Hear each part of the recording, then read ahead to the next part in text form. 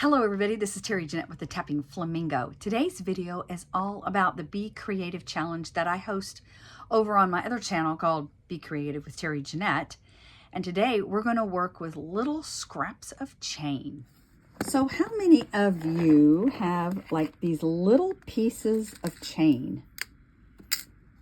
I keep all my little scraps.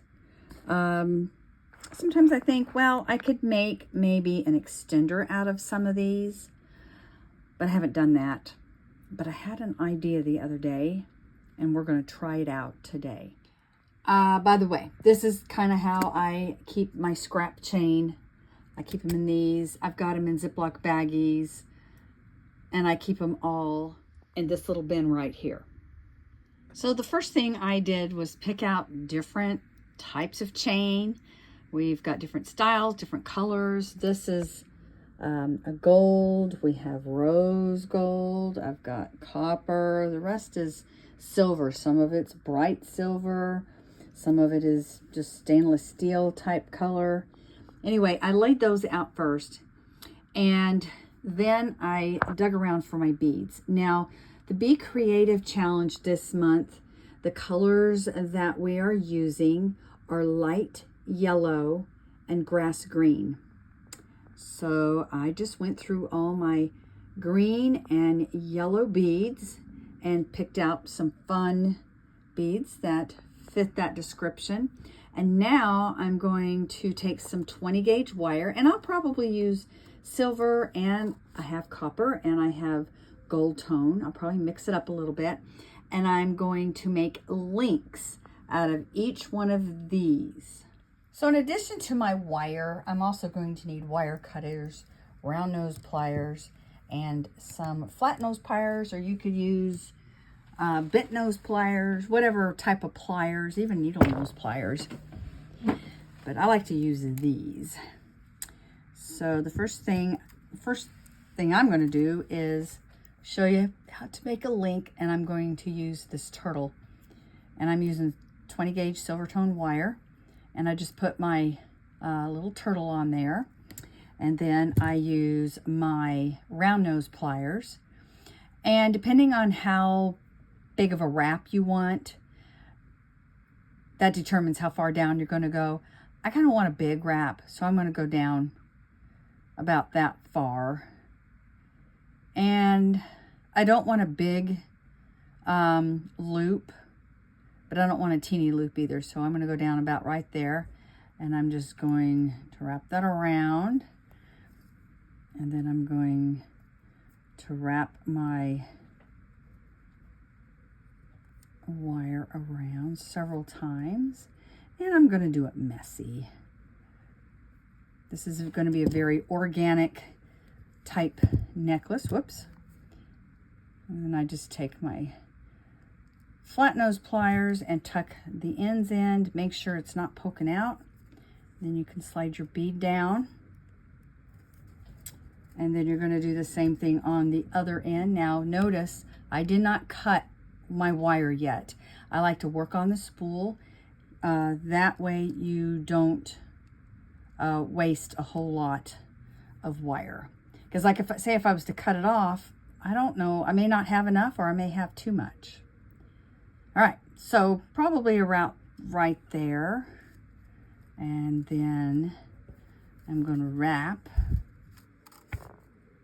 around a few times messily. And this is where I trim it and then tuck.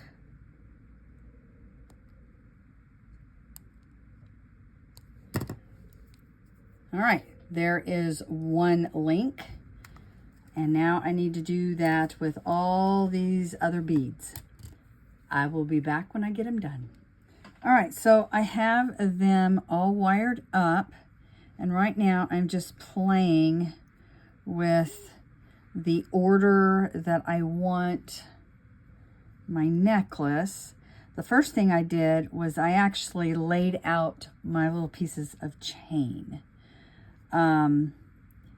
And then I'm filling them in with with the links. And I think I've figured this out. I will be honest with you, I've been overthinking this, and this is not something you need to do, but it's very easy to do that. Oh, excuse me. Just about lost my voice. First I was thinking, well, I've got the copper here. Should I put the copper by the copper? Should I put the gold by the gold?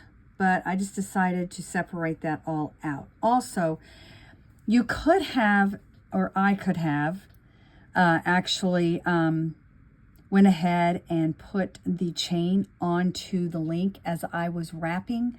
But if I did that, I didn't have the option to kind of change things around. So because I did it this way, I'm going to need some jump rings. And I'm probably going to go with all silver. Well, let me look through my jump rings and we can decide once I find them. So I think what I'm going to do is use these little jump rings. So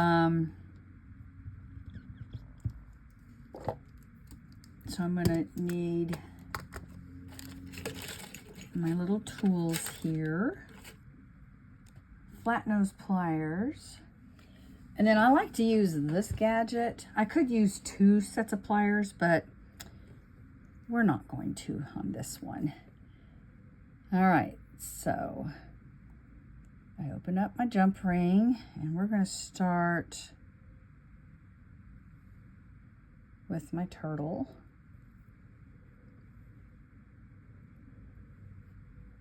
And then I'm going to close it up. I want to make sure that it's closed up and we don't have a gap, which we have a gap there. And this may be where your other pliers would come in handy, because they're a lot easier to shimmy in there. And I do not have a gap. So there's one. Now I'm going to open up this jump ring.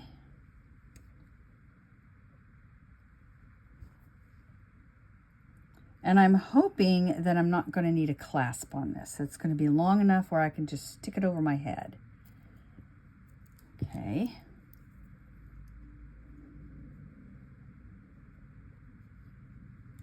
Now we need to do the next little chain here.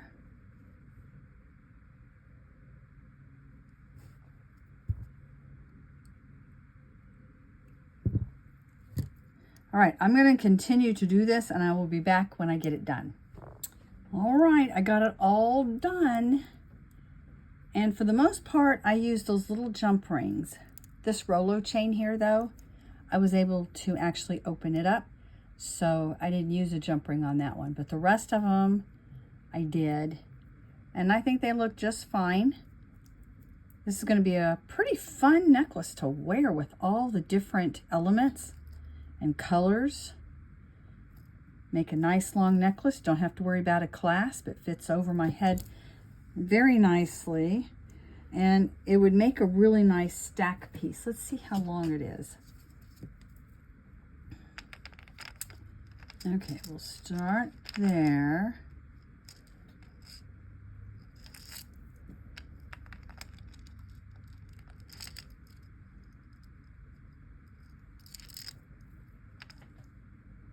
About 27 inches long. So it's a good stack piece.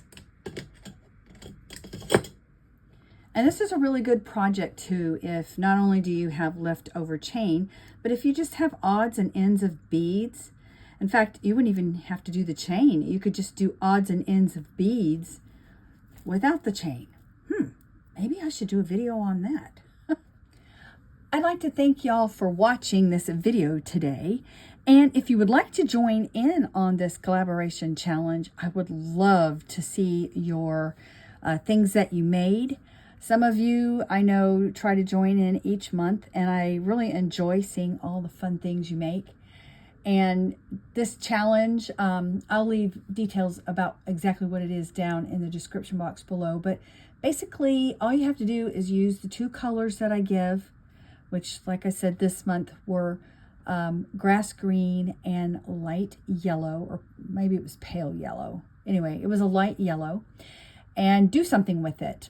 You could cook, like you could use squash in there. You could use zucchini, and in fact, a really good recipe would be to use maybe some zucchini and yellow squash and just make something with it.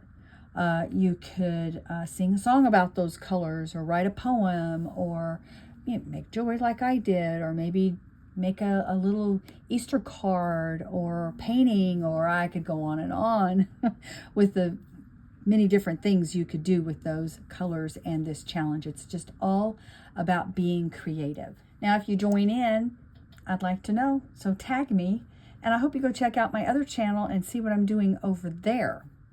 And if you're late, that's okay. Better late than never. And I do have all the colors for the rest of the year posted down in the description box below if you just don't want to do this month and you want to maybe do another month. That would be great. Anyway, y'all have a great day. This is Terry Jeanette with the Tapping Flamingo signing out for now. Bye-bye.